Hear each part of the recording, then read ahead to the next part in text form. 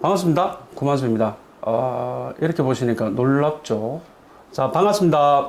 반갑습니다. 다시. 반갑습니다. 구만수입니다. 어떻게 해야 되나? 그냥 어떻게 해야 되나? 예, 반갑습니다. 아니야. 자, 반갑습니다. 안녕하십니까? 자, 반갑습니다. 안녕하십니까? 아까 전에 반갑습니다 인사까지 했지? 오프닝에서. 저는 오케이. 잠깐, 여기 있어야 돼. 다시 나가냐. 이렇게 하면 좀 버벅버벅 하고 있다, 우리 둘 다. 좀 자연스럽게. 예, 자연스럽게. 좀 자연스럽게. 알겠습니다. 좀 자연스럽게. 자, 반갑습니다. 330 인터뷰 시간입니다. 저는 구만수입니다. 자, 오늘 모신 분은, 광명에 계시고요. 우리 대단하신 분인데요. 컴퓨터에 대해서 도사이십니다. 아시는 분은 아시겠지만. 자, 우리 한금택님을 모셨습니다. 자, 반갑습니다. 반갑습니다. 우리 이제 이 영상을 보시는 분들은, 됐고, 모르겠고, 그러면, 본인이 이제 이때까지 그러면, 나름대로 성공했다. 이 정도면 내가 투자를 5년, 6년 해왔는데, 이 정도면 나는 괜찮게 투자를 한 것 같다라고 생각하시는 그런 사례들이 있으면 좀 말씀해 주시겠습니까? 네. 사실은 성공 사례는 별로 없습니다. 대부분 실패 사례인데, 그냥 운이 좋다 보니까, 조금 좋았던 물건들을 좀 말씀을 드리면, 1차적으로 제가 이제 운이 좋았다고 말씀드린 거는 광명에 이사를 가게 됐어요. 광명에? 예. 성대동에서 광명으로 갔다? 예, 그렇습니다. 근데 광명에 이사 갔을 때, 네. 광명에서는 막 재개발이 16개의 구역이 한꺼번에 시작되는 그런 단계였고, 그래서 굉장히 많은 이제 액티베이션이 일어나는 그런 시장에 제가 알지도 못하고 그냥 뛰어들었던 겁니다. 네. 그런 과정에서 이제 모든 구역에 이제 한번 팔고 사고를 해봤어요. 그래요. 근데 그 중에서도 제가 지금도 이제 갖고 있긴 한데 42평 분양권을 갖고 있어요. 조합원 분양권을. 네. 근데 그 갖게 된 계기는 광명은 잘 사는 분들이 없어요. 대부분 다 조금 어려우신 분들이 이제 그 거주를 하고 계셨었는데. 그러니 재개발 하겠죠? 예, 맞습니다. 그러다 보니까 다른 재개발 구역하고 전혀 분위기가 다른 겁니다. 다른 재개발 구역 같은 경우는 이제 대부분 84나 이제 큰 규모 사이즈 타입을 원하시고 선호를 하시는데, 이 광명 같은 경우는 특이하게 59 스퀘어, 59제곱미터만 원하시는 거예요. 그래서 거기에 정말 박터지게 이렇게 경쟁을 하시는 거예요. 그러다 59를 받기 위해서. 예, 맞습니다. 오히려 이제 84는 별로 관심들이 없으시고, 그런 마당에 112 타입이 이제 큰 거를 받으신 조합원이 이제 사연이 있으셔서 이제 시장에 내놨는데 아무도 관심이 없죠, 당연히. 지금 59를 사야 되는데 112는 전혀, 왜냐면 이제 그 추가 분담금이 좀 많지 않습니까? 그렇죠. 예. 그런 부분들에 대한 부담감 때문이었을 것 같은데, 일단 이 물건이 시장에 풀리고 한 4개월 정도 손님이 없었어요. 다른 건 되게 잘 팔렸는데. 그래서 이제 결국은 이게 84가 그때 당시에 피가 한 4억 5천 정도 됐었거든요. 근데 얘는 110인데 2억까지 떨어진 거예요, 프리미엄이. 진짜요? 예. 그래서 이거는 제가 그냥 사도. 그게 몇 년도쯤 되세요? 그게 19년도쯤 됐던 것 같습니다. 예. 그래서 그때 이제 제가 매도를 하려고 그때 교수님한테도 한번 잠깐 살짝 여쭤봤던 것 같은데. 매수를 할 때, 하려고. 할 때 이제 교수님 그때는 이제 그 카톡방에도 없었고 그냥 유튜브로 잠깐 여쭤봤었는데, 그게 이제 희귀성 그런 부분에 대해서 교수님이 살짝 말씀해 주셨어요. 그러니까 희귀한 물건은 나중에 조금 가치가 있을 수 있다, 이런 좀 힌트를 주셔서 이건 해도 되겠다 해서 이제 가져오게 된 그런 케이스입니다. 그러면 요즘하고는 많이 반대되는 그런 현상이었다, 그죠? 예. 42평짜리, 그래, 피 2억에 주고 샀는데, 그게 지금 어느 정도 해요? 글쎄요, 아직 이제 내년에 입주합니다. 그래요? 네, 내년에 입주인데, 그 비슷한 84, 그러니까 왜냐면 이제 그게 지금 1구역 같은 경우가 3,400, 거의 3,500 세대 되거든요. 근데 112 타입은 19세대예요. 근데 그 주변에 이제 84를 봤을 때 지금 한 12억, 10억에서 12억 정도 하거든요. 그래서 제 생각에는 그 84 기준으로 조금 더 하지 않을까 뭐 이런 생각하고 있습니다. 분양가가 얼마였어요? 조합원 분양가는 5억 5천. 5억 5천이었으면 예. 그러면은 적어도 피가 10억은 되겠다, 그죠? 따져보면 뭐 그럴 수도 있을 것 같습니다. 예. 인생이 완전히 바뀌어졌네요. 부럽습니다. 아니 운이 좋았습니다. 이게 이제 보면 그 대부분 이제 그 이제 투자에 성공하신 분들은 나의 실력보다는 이제 운이 좋아서 대세상승장이었고 운이 좋아서 지나고 보니까 내 실력이 아니었다, 다 운이었다라는 맞습니다. 이런 말씀들을 많이 하세요. 그리고 똑같이 우리 금택님도 그렇게 말씀해 주시네요. 자, 그러면 뭐 성공한 게 그거 하나예요? 아니면 또 이 자리에 나왔으면 예, 뭐 그게 적어도 좀 뭐 예. 그거랑 좀 비슷합니다. 비슷한 제가 이제 데이터고. 다른 구역들 다 있는데 아, 좀 진짜? 재밌는 게 그 이거는 이제 교수님 뵙고 사실 교수님으로부터 이제 입지나 이런 시장론을 조금 제가 받아들이면서 네, 네. 만약에 이제 그걸 안 받아들였으면 그 물건을 사지 않았을 거예요. 아. 근데 이제 사게 된 물건이 하나 있는데 재밌는 게 5구역이 있거든요. 네. 광명은 이제 1구역, 2구역, 3구역 빼고 4구역, 5구역 이런데 5구역은 완전히 고바위예요. 고바위에다가 돌산이거든요.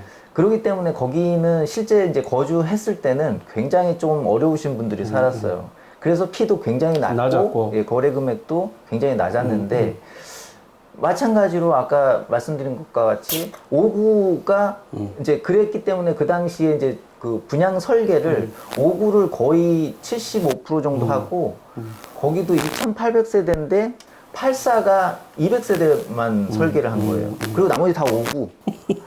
이렇게 하다 보니까 이제 어쨌든 근데 그래도 조합원들이 다 좋아했어요. 좋아하니까 뭐, 예. 그렇게 분양이 끝나고 이제 거기는 이제 그 조합장 리스크가 있어가지고 조합장이 할머니예요. 그래서 조금 이렇게 말들이 많아서 지지부진하다가 신임 조합장이 4년 만에 다시 이제 바뀐 거예요.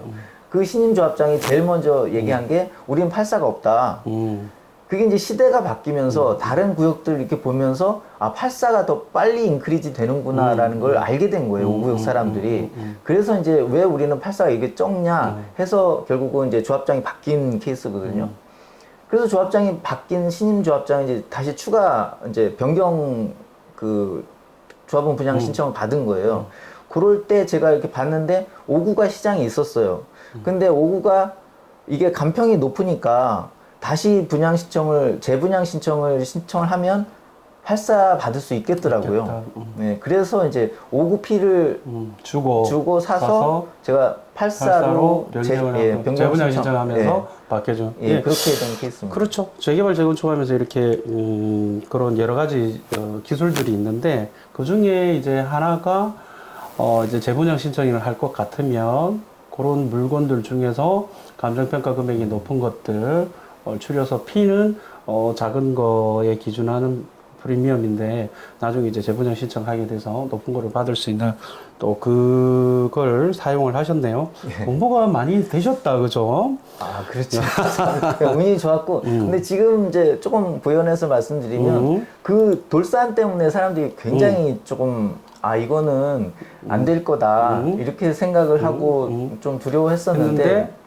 우리나라 시공 기술이 너무 좋아서 네. 지금 평탄화 다 됐습니다. 싹 다 까버린 그런 상황이 되어버렸죠. 자, 뭐 대충 어느 정도 마무리가 된 것 같습니다만은 우리가 안지도 꽤 오랜 시간이 됐었고요. 꽤 많은 시간은 공부를 했잖아요. 네. 근데 뭐 오늘 제가 아침에 방송에서도 이야기 말씀드렸지만 이 뭐 공부를 많이 해봐야 사실 뭐 공부를 하면 할수록 사실은 힘들고 모르겠다 이런 얘기를 내가 오늘 아침에 방송에서 이야기를 했습니다. 그래도 벌써 저하고 만난 지 공부한 지 꽤 됐는데요. 그때와 처음에 시작했을 때와 지금의 어떤 이 과정을 겪어오면서 오늘 이 자리까지 오시게 됐는데 그동안 이제 뭐 배웠다면 배운 것이고 아니면 뭐 이 부분을 진작에 좀 알았더라면 지금보다 더 나은 어떤 자산을 가지고 있었을 것이다라고 생각하는 부분이 있다라면 어떤 게 있을까요?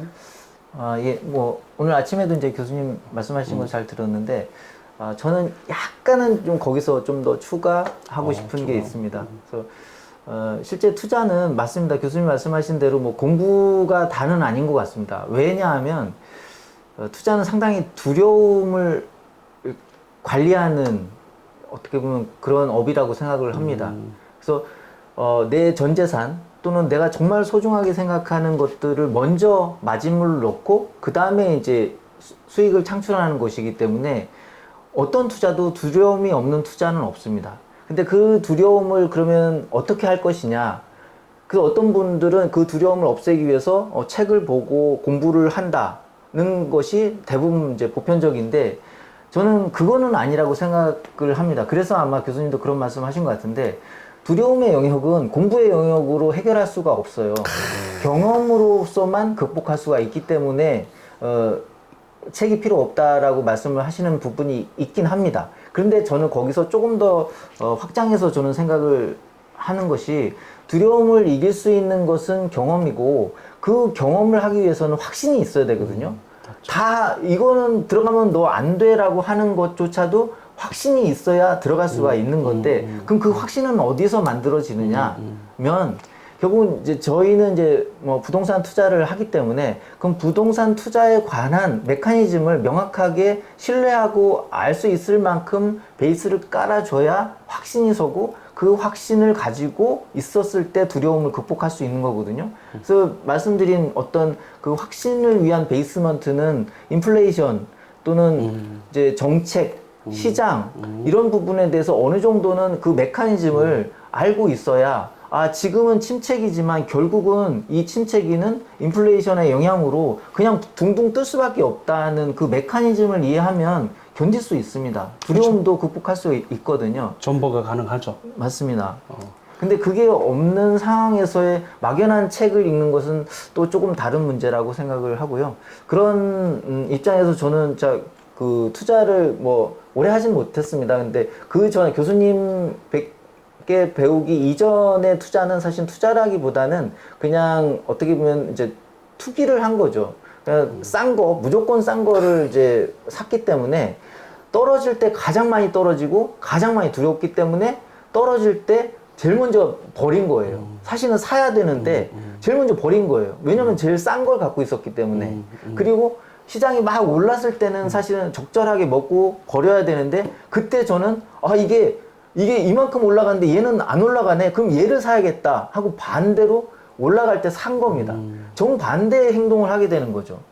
그렇기 때문에 어느 정도 그 자본주의와 인플레이션의 메커니즘을 알아야지만이 확신이 서고 그 확신 속에서 사이클링을 잘 탈 수 있다라고 생각합니다, 교수님. 그래요.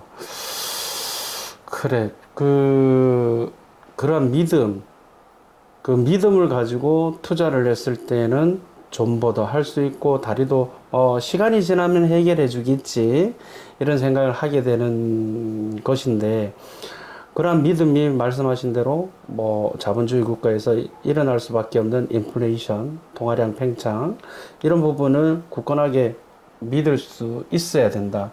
그 믿을 수 있는 그 믿음은 단순하게 책만 봐서는 해결이 사실은 안 된다.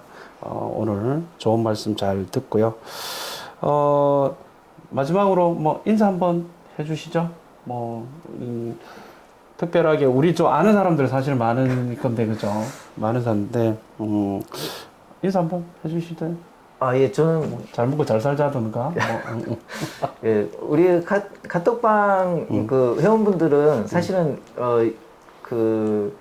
다 어느 정도 이제 고수셔서 특별하게 이제 뭐 제가 말씀드린 거는 이제 정말 시작하시는 분들 또는 잘 모르시는 분들이 좀 참고하셨으면 좋겠고요. 또 우리 카톡방 분들은 항상 이제 너무 많이 참여를 하고 계시는데 또 항상 침묵을 지키고 계신 분들도 많습니다.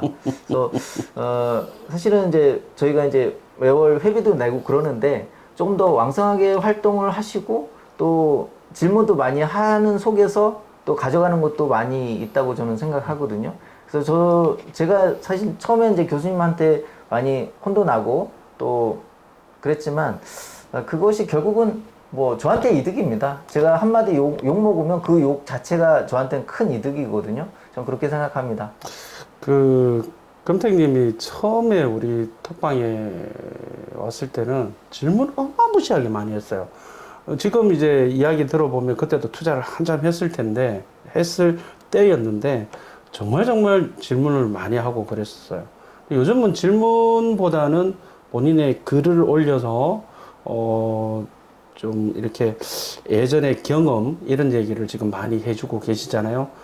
필력도 대단히 좋아요. 우리 지금 최 PD가 아까 전에 인사하면서 아니 이게 얼굴은 그 글솜씨하고는 다른 얼굴인데요. 뭐 이럴 정도로 필력은 대단하십니다. 제가 봤을 때도 엄청나게 글을 잘 써요.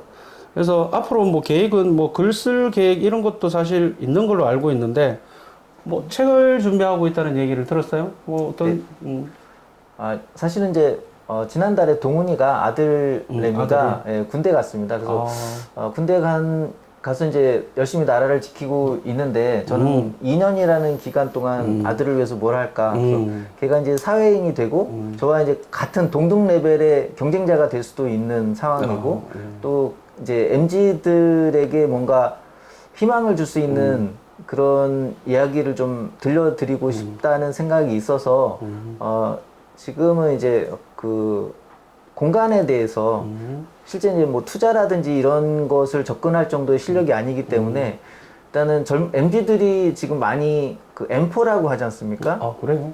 그 M4의 그 원인은 저는 회피라고 생각합니다. 회피. 그래서 MZ들이 사실은 다 포기하는 이유가 아파트가 너무 비싸서 예전 선배들은 기득권들은 사실은 그 한 10년 정도 열심히 일하면 아파트를 살 수 있었는데 지금은 우리 MZ들은 그렇게 못한다. 그렇기 때문에 난 아파트 투자 또는 아파트를 위해서 저축을 하지 않고 그것을 위해서 나를 위해서 쓰겠다. 욜로가 되겠다. 이렇게 이제 말씀하시고 M4를 하세요. 그런데 잘 깊이 있게 살펴보면 아파트는 꼭 필요합니다. 그리고 아파트라는 그 전초기지가 있어야지만이 그 나머지 것들이 다 해결이 됩니다. 그런데 캠프를 만들어야. 예, 그렇습니다. 본진이 있어야 그 본진을 가지고 이렇게 확장하는 것이지 본진 없이 나머지 여행을 간다, 그다음에 자기 능력을 키운다. 이것은 조금 그 순서가 바뀌는 겁니다. 그래서 그런 부분에 대해서 조금 설득하는 책을 쓰고 있습니다. 그걸 살짝 달리 이야기하면 꼰대인데? 그렇게 이야기하면 요즘 애들 싫어해요. 그렇게 이야기하면. 하지만 제 글을 봤어요. 제가 그 글을 봤는데 그 글이 참 보석 같은 글이에요. 제가 봤을 때는 충분히 이거는 젊은 친구들이 받아들이면 되게 좋겠다라는 생각을 볼 때마다 해요. 볼 때마다 해요. 그래서 하여튼 뭐 그 아드님도 무사히 그 군대 생활 하시고 우리 금택님도 또 좋은 글 많이 써서 그 마음이 전달될 수 있도록 이렇게 되어서 그 친구들이 건강하게 사회의 일원이 되었으면 하는 마음입니다. 자, 그러면 성공적인 이야기를 해주셨어요. 그런데 이제 지나고 보니까 성공 사례가 제가 알기로는 우리 금택님이 이것뿐만 아니라 여러 가지가 있어요. 성공 사례인데 근데 이제 뭐 자랑질 해도 되긴 되는데 뭐 본인이 좀 그 이야기를 저 하시니까 그런데 그러면 지금 지내고 보니까 25년, 26년 이렇게 지내고 보니까 그 투자를 이렇게 성공적으로 이끌기 위해서 본인이 이제 처음부터 성공했을 것도 아니었을 것이고, 뭐 본인이 어떤 투자를 하기 위해서, 성공적인 투자를 하기 위해서 본인이 뭐 어떤 감수했던 리스크, 이런 게 뭐 좀 있을까요? 그게 뭐, 저는 사실은 이제 교수님 뵙기 전에는, 시장이나 입지나 이런 걸 전혀 알지 못했어요. 그러면서도 이제 뭔가, 투자를 해야겠다고 생각을 했기 때문에, 거기서 최선을 다했던 거는 개별이 물건에 굉장히 좀 집중했습니다. 그러니까 개별 물건에 집중했다는 얘기는 그러니까 결국은 요 집이 똑같은 컨디션의 요 집보다 얼마나 쌌냐 이런 것만 주축으로 봤어요.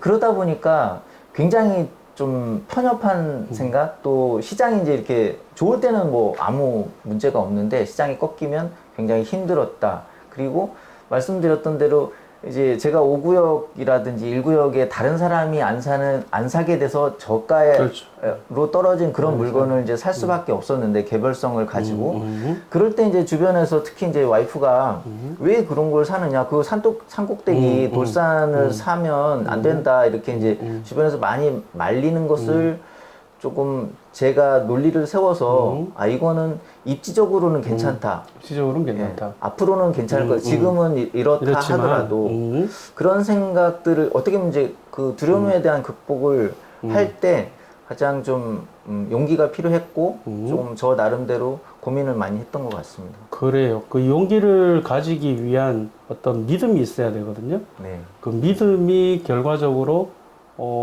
지금 생각해 보면 개별 상품성의 비교보다는 전체적인 입지가 더 중요하다 이런 말씀을 맞습니다. 예. 자 그러면 그런 성공을 하기 위해서 이런저런 뭐 생각들을 많이 하셨고 노력도 하셨고 방금 말씀하셨던 것처럼 그 어떤 리스크를 부담하기 위한 또 뭐 입지라든지 이런 거 생각을 많이 하셨을 것 같은데 그러면 개별적으로 그렇게 만들기 위해서 뭐 특별하게 뭐 공부를 하신다든가 이론적인 공부를 하신다든가 아니면 실제적인 뭐 물리적인 공부를 한다든가 뭐 이런 게 있으셨나요? 사실 이제 혼자는 아니었고요. 그러니까 처음에는 다 개별적인 물건만 하다가 결국 어떤 때는 이제 나 진짜 투자 잘하는구나 이렇게 생각을 하다가 실패 사례를 몇 개 거치면서 이게 아닌가 보다. 결국은 이제 다른 뭔가가 있을 것 같다는 생각을 하고 있었던 차에 다행히 이제 운이 좋아서 교수님을 이제 만나게 됐고 아, 그래요? 그 이후에 이제 제가 인플레이션이나 시장론, 입지론을 잘 좀 제가 열심히 한번 받아들였던 것 같아요. 그러면서 이게 결국은 개별성도 중요하지만 시장의 흐름을 따라서 가야지만이 사실은 투자를 잘 할 수 있겠다 이런 생각을 했습니다. 사실 제가 이제 광명에 오래 살다 보니까 그 광명을 잘한다고 잘못 생각하는 거예요. 예를 들면 제가 제일 존경하는 이제 공인중개사분이 있는데 그 왜 존경하냐면 그 공인중개사분은 그 누구 집 부엌의 숟가락까지 다 알고 있다라는 자긍심이 있으신 거예요. 그러니까 적어도 이제 광명에서 뭔가 부동산을 하거나 광명 사람이라고 하면 광명 투자자라고 하면 그 구체성을 잘 알아야 된다고 생각을 하는 경우가 있는데요. 그게 오히려 독이 될 수가 있다는 겁니다. 예를 들면? 예를 들면 제가 이제 5구역을 이제 갖고 있는데 4구역하고 5구역하고는 광명 사거리에서 거의 거리상으로 똑같아요. 그런데 원주민들은 저를 비롯 포함해서 원주민들은 광명 5구역하고 4구역하고 실제 그 프리미엄 차이도 1억 이상 납니다. 근데 입지적으로는 거의 똑같아요. 거의 똑같아요. 예. 그렇다. 그런데도 실제 거래하는 것도 싸게 거래되고 그런 이유가 뭐냐면 5구역은 예전에 돌산이었어요. 그렇죠. 완벽한 돌산이고 그리고 거기는 더 힘드신 분들이 살았거든요. 그리고 거기는 불나면 그 해결이 안 되죠. 소방차도 소방차가 못 들어갔습니다. 그것을 너무 잘 알고 있는 원주민들이기 때문에 거기를 무시하는 거예요. 거기가 무슨 사구역이랑 어떻게 어깨를 나란히 하냐 이렇게 생각을 완전 다 부시고 다시 새로 지으면은 똑같거든요. 똑같은데 멀쩡한데 예전에 가지고 있던 기억으로만 저거 안 돼. 네, 맞습니다. 뒤바뀌어진 걸 한 번도 본 적이 없으니까. 그래서 원주민들은 이런 입지라든지 지도를 보는 게 아니고 자신의 경험의 시각을 의지하기 때문에 정확하게 어떤 그 입지에 대한 평가가 생각해서 결정을 하지 않나. 네. 그래서 저도 사실은 그런 부류였는데 네. 이제 교수님께서 이제 입지를 계속 그쵸. 강조를 우리는 하시고 해서 단지보다는 주변의 입지를 더 예. 챙겨보는 상황이죠. 맞습니다. 그러고 나서 제가 그래서 5구역을 사게 됐어요. 저거 돌산 별거 아니다. 입지로 보면 똑같다. 똑같다. 이런 결정을 까보시면 내리게 된 똑같으니까. 맞습니다. 대단하신데요. 뭐 엄청난 비혁적인 발전인데요. 그런 그때 생각을 제 하는 게. 주변에서 제일 저를 바보라고 했어요. 왜 그런 돌산을 사냐? 거기는 아니다 이렇게 하시는 이제 같은 동네 사람들이 많으니까 예. 거기는 아니다라고 예. 말씀을 하셨고 예. 또 여기 더 가깝잖아요, 거기가. 맞습니다. 2구역이나 1구역보다 훨씬 더 가깝습니다. 대단한 판단을 하셨는데, 근데 지금은 어떤 것 같아요? 지금은 보면, 지금도 원주민이 어느 정도 계실 것이고. 지금은 한 30% 정도 그러면 있으세요. 지금 계시는 분들의 이렇게 말씀하시는 걸 들어보면, 네. 그때야 별반 차이가 없어요. 아니면 지금은 그때에 비해서 막 이렇게 신축들 많이 올라가서 준공이 돼서 입주가 된 곳도 있으니까 그런 걸 바라보면서 느끼고 있는 것들이 달리 있는 건지. 사실은 이제 지금도 그냥 그분들 그 생각을 하고 별 차이 계세요. 없다? 예. 결국은 이제 나중에 이제 지어지고 또 입주가 시세가 돼야지. 형세가 입주하고 시세가 다른 곳보다 이제 형성이 되면 높게 네. 형성이 되면 그때도 모를 것 같다는 생각이 좀 드는데요. 그죠? 왜 미쳤네 저거 왜 저렇게 가격이 올라가만 이야기할 뿐이지 이해 못하는 거. 맞습니다. 그죠? 계속 있을 수 있겠다라는 생각이 사실은 듭니다. 저도 원주민의 한계를 음. 벗기까지가 굉장히 좀 시간이 많이 걸렸습니다. 왜냐면 개별적인 물건이 제일 좋다고 생각했는데 예, 입지가 중요하다라는 부분에 대해서 네. 완벽하게 느끼게 되셨네요. 맞습니다. 입지는 정말 중요합니다. 여러분들도 입지가 뭐가 그렇게 중요하냐라고 생각하시는 분들이 계시는데요. 그 입지에 대한 성공 사례라든지 본인이 그걸 한 번도 그런 성취감을 느껴보지 못해서 그런 게 아니겠나 그런 생각도 사실은 좀 해봅니다.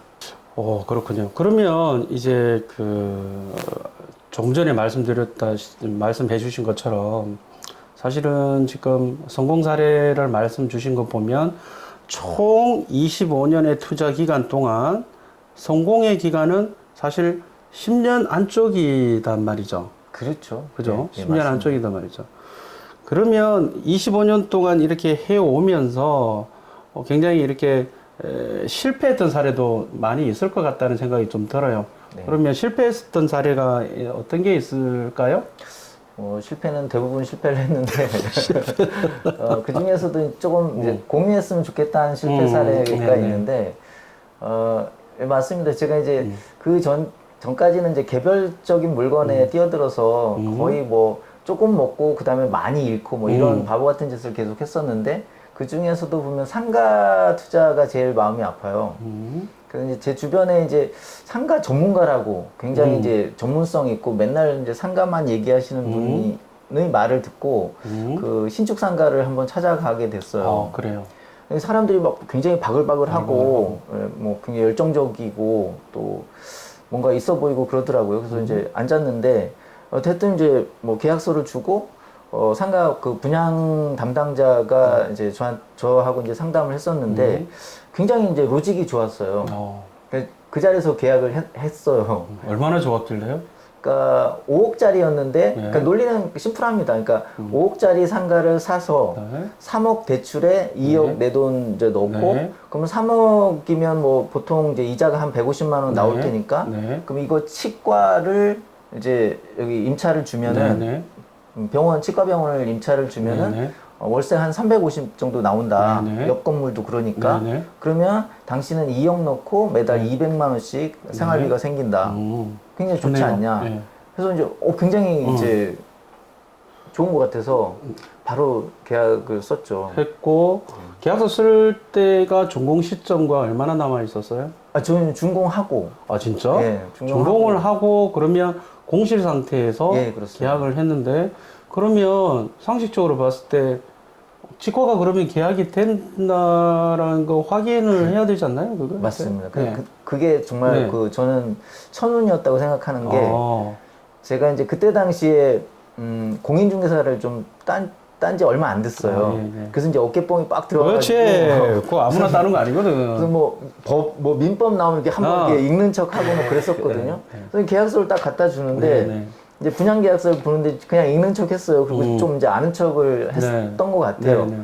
그러면서 아니 그러면 당신이 치과 들어오면 이렇게 이 로직이 난 만족스러운데 네, 네. 근데 특약을 걸겠다. 네, 네. 잔금을 네, 네. 그 임차인 입주 시점에서 네, 네. 잔금을 치르는 조건으로 네, 네. 하겠다 하고 특약을 쓰려고 했는데 특약 쓸 란이 없더라고요. 이미 딱 이렇게 네. 규정된 그 네, 네. 레포트로 나왔기 네, 때문에 네, 네. 그래도 저 그냥 그거 쓰고 수기로 쓰고 이제 도장 찍고 그 그렇게- 내용을 예 임차인이 들어왔을 때에 입주했을 잔금을 때 예. 치겠다. 예, 오, 맞습니다. 정말 잘하셨네. 예. 근데 그렇게 사실 해서- 그게 좀 잘난 척 하느라고 쓴 거거든요. 아, 예, 예. 나 이런 것도 알아 이렇게 그렇지, 이제 그렇지, 하려고 그렇지. 썼는데 결국은 이제 계약하고 임차인이 뭐 2개월 후, 3개월 후 계속 들어온다고 했던 임차인이 없어지고 6개월 지났는데도 아, 공실로 계속 공실로 있고 계속 있고. 그래서 이제 제가 그 담당자한테 계속 이거 어떻게 할 거냐 했는데 담당자는 이제 사실 대책이 없었던 없죠. 거죠. 예, 대책이 없죠. 그래서 저는 사실 이제 1억 버릴 생각하고 네. 그 시행사 회장님을 찾아갔어요. 네네. 안 만나 주셔가지고 네네. 이제 문 앞에 계속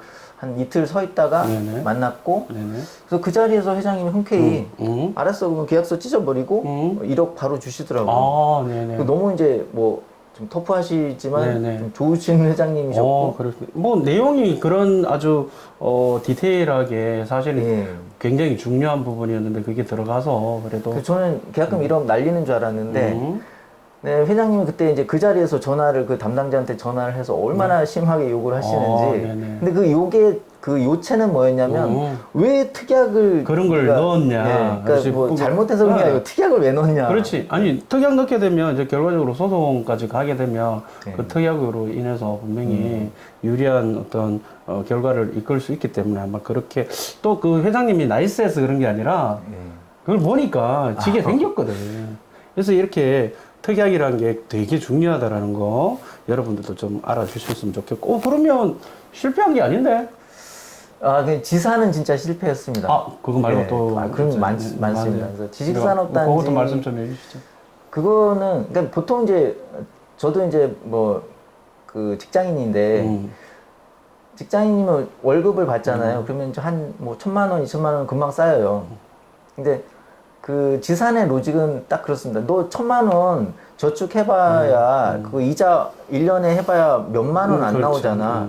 대신에 뭐 1,000만 원 넣고 한 10만 원, 20만 원짜리 투자할 수 있어. 이게 그 로직이거든요. 그래서 이제 제가 실패한 거는 그 그러니까 부천에 있는 삼보 테크노라고 이제 막 이제 신축한 그 지식산업단지에 2억짜리 이제 사무실에 나온 거예요.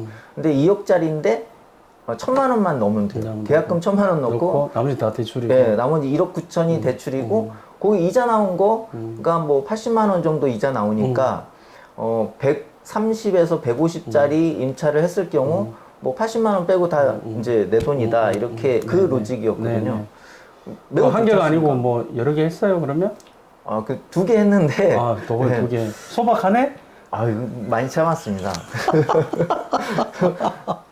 2개 했는데 결국 5년 정도 정말 고생 끌고 가다가 결국 너무 감사하게도 이제 실제 그 공장에서 생산을 하시는 이제 업자분을 네네. 만나서 네네. 제가 산 금액 그대로 돌려드리고 너무 감사하게 잘 빠져나온 케이스이긴 한데 그러면 어떤 면에서 고생스러웠어요? 그걸 보유하고 있으면서. 중간에 임차인 빠지면 관리비 그대로 제가 내야 돼요. 그렇죠. 그러니까 이제 이자도 이자도 이자대로 나가고 나가고 관리비도 나가고. 관리비도 뭐 35만 원 엘리베이터 값 해가지고 그것도 굉장히 만만치 않은데 일단 그런 부담감 있잖아요. 그 공실인데 돈이 들어와야 되는데 돈이 안 들어오는데 심지어 돈을 더 넣어야 되는 그런 상황이. 근데 우리가 뭐 제가 항상 말씀드리지만 지식산업센터 뭐 이런 거 하지 말라고 아파트 외에는 절대 하지 말라고 맞습니다. 뭐 주구장창 제가 이야기해 왔는데 하지만 뭐 그걸 떠나서 지식산업센터도 결국은 어떤 식으로든지 간에 뭐 공장, 예. 이렇게 이제 대규모 꿀뚝 공장이 아닌 우리가 말하는 공장에 같은 것들이 들어오는데, 일반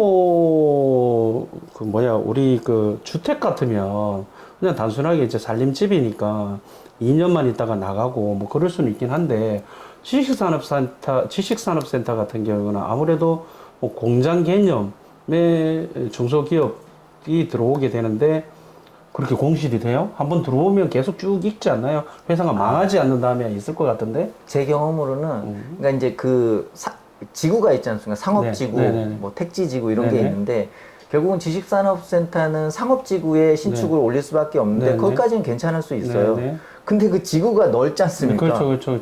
계속 져요. 계속 짓지. 예. 네. 그러기 때문에 공실이 발생합니다. 대체재가 계속 예. 발생하고, 또 임대료가 낮아지고 하니까 그쪽으로 옮겨가게 되고, 맞습니다. 더 좋은 입지로 가게 되고, 예. 그 안에 지구에서도 그죠? 처음에 제가 이제 1차 삼보 지산에 9층에 이제 사무실 2개 임대 내고 있었는데, 2차가 생긴 거예요. 근데 2차는 훨씬 더 임차료도 저렴하고 시스템도 더 좋은 더 거예요. 좋고. 새로 나왔으니까. 그렇죠. 예, 그러니까 여기 있는 이제 임차인들이 요번 기간까지만 하고 이거? 다 이사 가겠다는 거예요. 그래서 저는 그러면 낮춰드릴게요. 아니면 다른 이제 임차인을 구해야 되는데, 새로운 임차인 다 이쪽에만 관심이 있지 구축인 지산보다는. 네네. 예, 그렇기 때문에 공실이 계속 발생하는 거예요. 아, 그래서 발생을 하는구나. 뭐 거의 다 실패를 하셨다는데, 우리가 보면 우리 시청자분들께서는 사실은 성공한 것도 굉장히 중요하지만, 이렇게 실패한 것에서 어떤 배우는 거 있잖아요. 이런 것들이 상당히 좀 중요하거든요. 말씀대로 그런 상황들을 보유하면서 굉장히 힘들었을 것 같은데, 그 중에서 뭐 힘든 부분들은 어떤 부분이 있었어요? 가지고 있으면서 뭐 언젠가는 내가 처리를 하긴 하겠는데, 그 처리를 하는 과정 중에서 좀 힘들었던 부분이라면 어떤 게 힘들었어요? 그러니까 뭐 말씀드렸듯이 버티는 거죠. 일단 그 버틴다는 게 어디 뭐 책에 나와 있는 것도 아니고 상담을 해서 이거 버티세요 그럼 버티는 거구나 근데 하는 해결되는 거지. 것도 아니고 팔아주는 것도 예, 아니고 순수하게 경험이고, 그 경험이 뭐냐면 내 돈을 계속 들이면서 그 기간을 계속 버텨야 되는 거거든요. 그렇죠. 그러니까 지금 이렇게 옆에 보면 막 남들은 뭐 돈을 벌었다, 네네. 또 차곡차곡 좀 쌓고 있다, 네네. 이런 레이스를 펼치고 있는데, 네. 나는 오히려 까먹고 있으면서 있고. 거기에 대한 어떤 해결책 실마리도 없고 그런 경우에 이제 그걸 이제 어떻게든 버텨야 되는데, 그때 믿음이나 확신이 없으면 조금 뭐 안 좋은 생각할 수도 있고, 아니면은 아예 물건을 그냥 진짜 패대기 칠 수 있는 상황인 거죠. 그렇게 뭐 2-3번 정도 하면 사실 다시는 이제 트라우마가 생겨서 그런 쪽으로 안 가는 경우도 좀 많이 봤습니다. 그러면 또 질문을 하나 드리면, 제가 알고 있는 금택님은 제가 판단할 때는 좀 만난 지가 오래됐기 때문에 나름대로 안정적인 투자를 지금 하고 있고, 소기의 성과를 이렇게 가지고 있다라고 달성을 하셨다고 저는 판단을 해서 이렇게 이 자리에 모셨습니다. 그렇다면 뭐 나름대로 성공했다고 보고, 나름대로 성공하기 위해서는 투자자 입장에서 최소한 어떤 이것만큼은 좀 지켜야 되겠다라는 어떤 덕목이라 그럴까요? 기본적으로 탑재하고 있어야 될 마인드라 그럴까요? 뭐 어떤 게 있을까요? 그러면? 그래서 뭐 제가 그렇게까지 이제 이런 그냥 제 경험을 말씀을 드리겠습니다. 그렇죠. 제가 뭐 감히 뭘 그렇게까지 드릴 만한 상황은 아니고, 근데 저는 이제 그 직장인으로서 투자를 많이 했어요. 그러니까 직장인으로서 투자를 하다 보니 직장인 마인드는 절대 부동산에서 성공할 수가 없더라고요. 지금 진짜요? 제가 반출을 해보니까 그 이유는 이 성공이나 리스크 관리에 대한 그 방법론? 그게 정반대예요. 그러니까 예를 들면 저는 이제 직장인이니까 매달 월급을 받지 않습니까?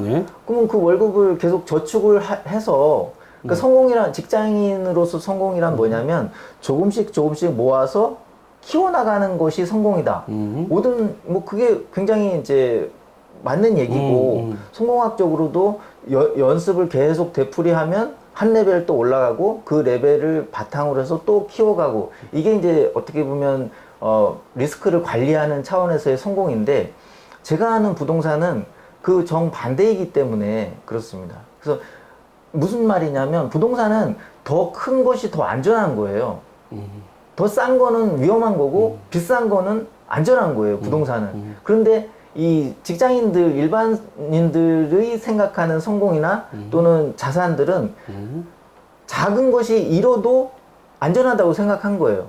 그렇기 때문에 조금씩 시작을 해야 되겠다고 생각을 하시기 때문에 조금씩 할 때마다 다 잃어버리는 그렇습니다. 상황이 벌어지는. 작은 것은 더 위험한 것을 이제 리스크가 더 많다는 것을. 그걸 좀 스킵을 하시면서 그건 투자해서 저도 마찬가지로 그런 경험을 했고 그래서 직장인들은 좀 마인드를 성공에 대한 마인드가 부동산은 좀 다르다 처음부터. 그래서 좀 안전한 것에 대한 어떤 생각을 좀 바꾸는 것이 어떻겠나 이런 생각을 합니다. 그렇다면 저도 항상 질문을 받는 게 그거거든요. 직장인은 돈이 부족하고 돈이 없어서 돈만 많으면야 내가 직장을 다니겠느냐, 회사를 다니겠냐, 당장이라도 내가 프리하게 자유롭고 싶은데 그런 생활을 조금 벗어나고자 해서 뭐 재테크, 특히 이제 부동산 좋다 하니 부동산 투자를 한번 해볼까 하는데 금택님께서 지금 이야기하다시피 작은 것이 더 오히려 위험하고 큰 것이 더 안전하다라면 이 직장인들 입장에서는 한숨을 쉴 수밖에 없는 상황이에요. 왜냐? 돈이 없어서 돈이 부족해서 그런데 내가 이제 돈이 부족하니까 접근할 수 있는 것은 작은 물건밖에 없는데 리스크가 큰 물건. 그럼 이럴 때는 어떻게 하면 좋을까요? 본인도 그 길을 참 걸어왔잖아요.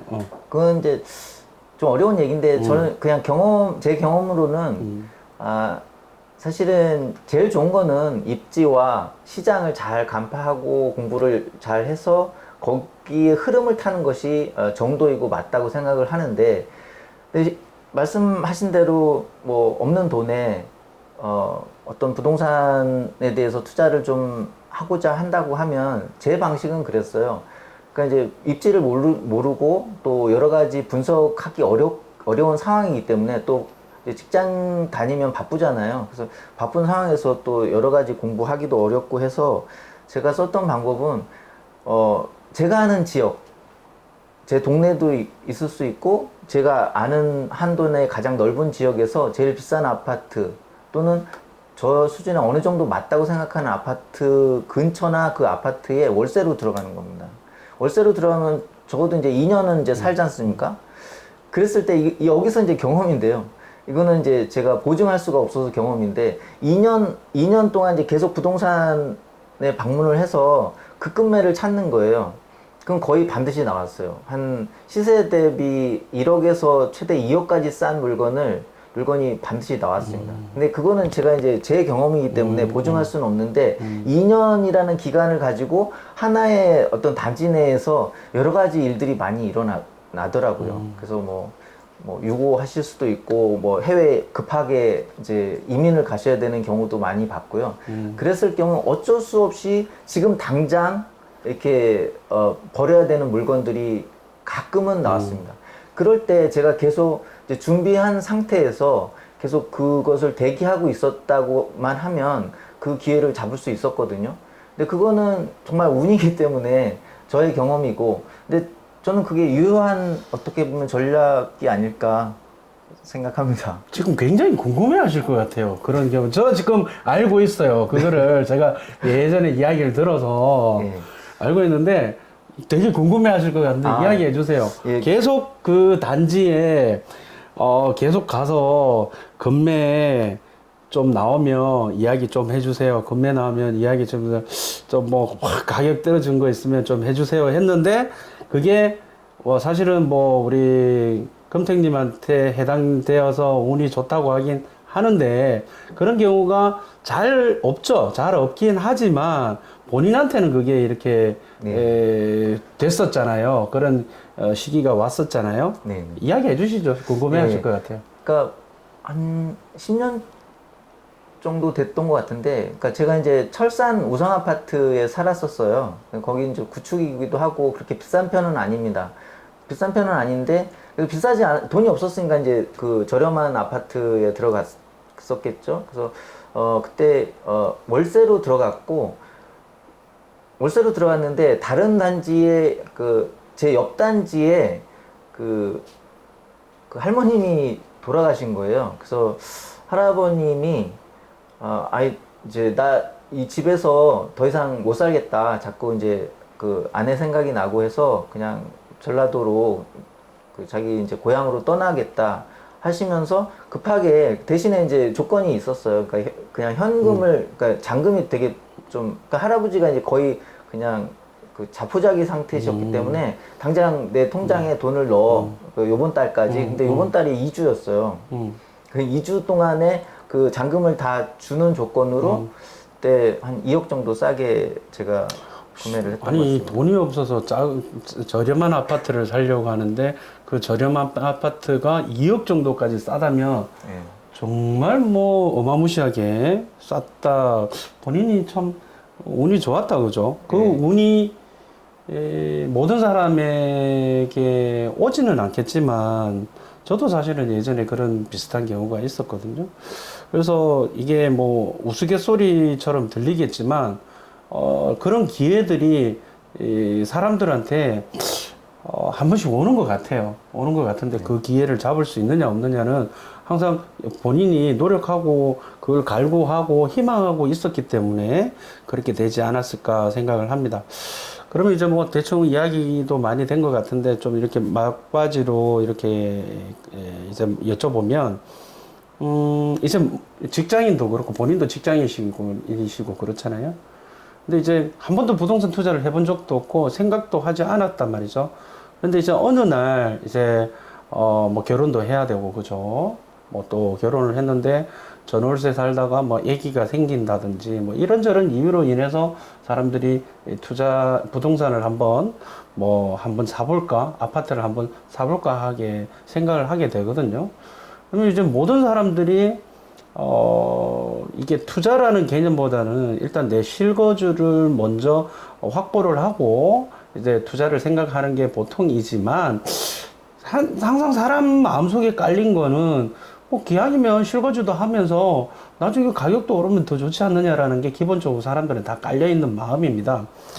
그런 측면에서 봤을 때 이렇게 어떤 투자를 처음 시작하는 직장인들한테 뭐 이렇게 뭘 하나 살려면 되게 두렵잖아요. 겁나고 떨어지면 어떡해 뭐 이런 어떤 그런 생각도 있고요.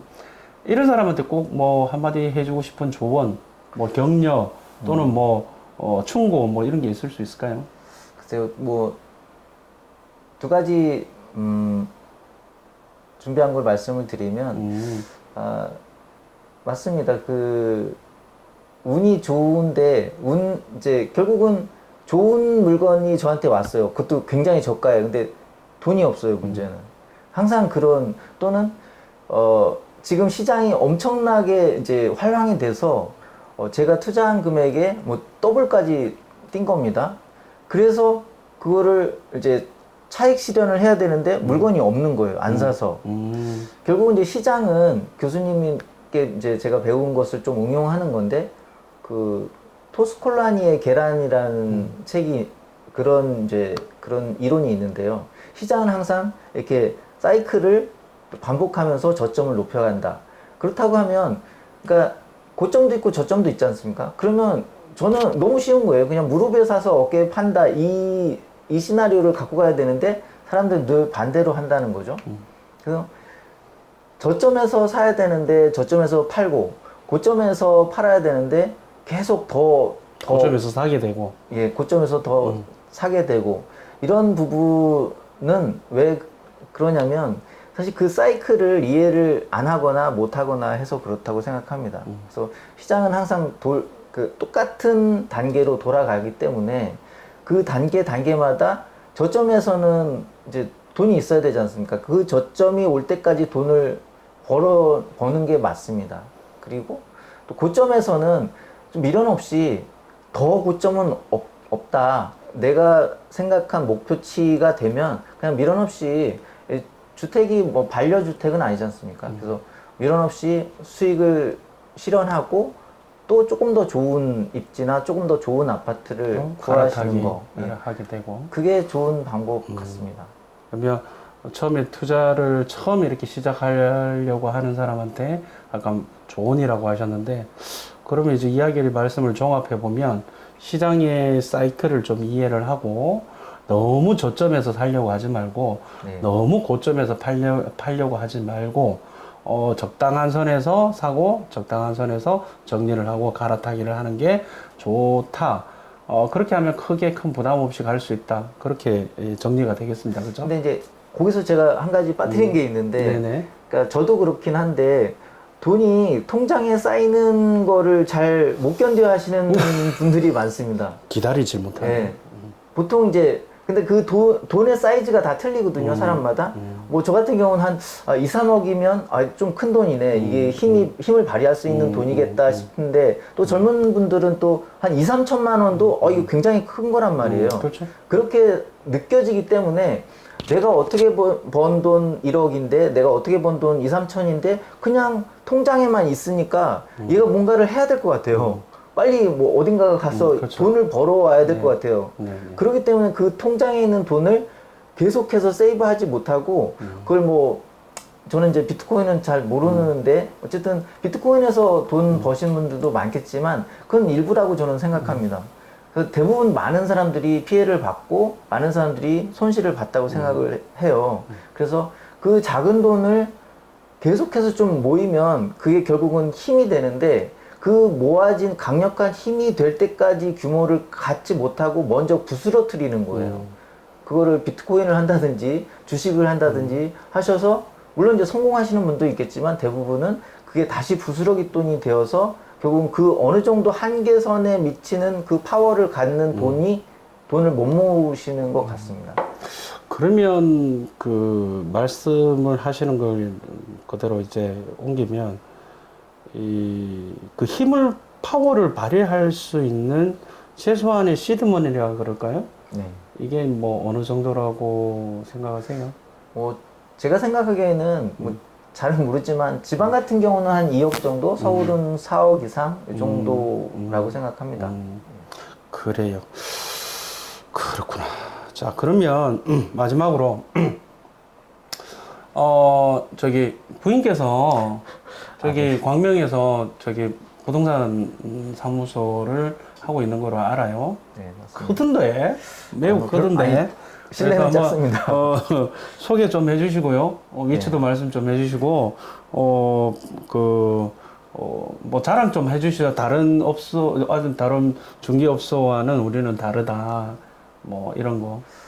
저희는 뭐 이제 업소 이름부터? 예, 우리 부동산입니다. 광명 16구역 그 상가 내에 있는 우리 부동산. 아파트 이름은 뭐예요? 16구역이라고 하면 모르시는 예, 제가 분이 많죠? 예, 맞습니다. 광명 아크폴의 자이위브 그 2단지 상가동에 있는 우리 부동산을 운영하고 있고요. 네. 와이프가 운영하고 있습니다. 그래서 뭐 저희는 이제 구역별로 있어서 원래는 이제 1구역에서 사업을 하다가 16구역이 이제 최초로 입주가 됐어요. 광명에서는. 그래서 이제 그쪽으로 이사하면서 가게도 거기 냈고요. 이제 2구역이 이제 입주를 시작해서 2구역에도 또 사무실을 내야 되나 이런 고민 중에 있습니다. 어쨌든 뭐 그러니까 이제 구역별로 지금 입주와 시공을 좀 그 광명은 동시에 하고 있어서 전반적인 어떤 정보나 흐름을 좀 아시고자 하시면 우리 부동산 전화하시면 친절하게 그 거래와 상관없이 상담. 부인께서 오래 계셨어요? 그쪽에?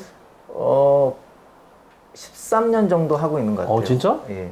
광명에서만? 예. 그러면 뭐 웬만한 건 그냥 뭐 다 알고 계신다고 봐도 재개발과 아파트를 전문으로 하는 거고. 금택님도 그러면 가면 만날 수 있는 거예요? 예, 주말에는 한 오후 시간에는 주말에 제가 오후 있습니다. 시간에는 예. 그 본인은 아까 전에 말씀드렸지만 소개 말씀드렸지만 외국 투자 업체에 그 임원으로 계세요. 그러면서 지금 이렇게 부동산 투자를 하고 있는데 또 공인중개사 자격증도 갖고 계시다면서요? 네, 맞습니다. 그러면 이제 상담도 해주시고 그렇게 하시나요? 가시면? 예, 그렇습니다. 그러면 뭐 나중에 그 우리가 그 좀 뭡니까 그 상호하고 그 이제 사진 나와 있는 거 좀 올려드릴 테니까 혹시라도 필요하신 분은 우리 한금택 그 상무님입니다. 한금택 상무님한테 가셔가지고 이야기 한번 해주시고요. 밑에 그 링크에다가 정보를 올려드리겠습니다. 그래서 제가 사실은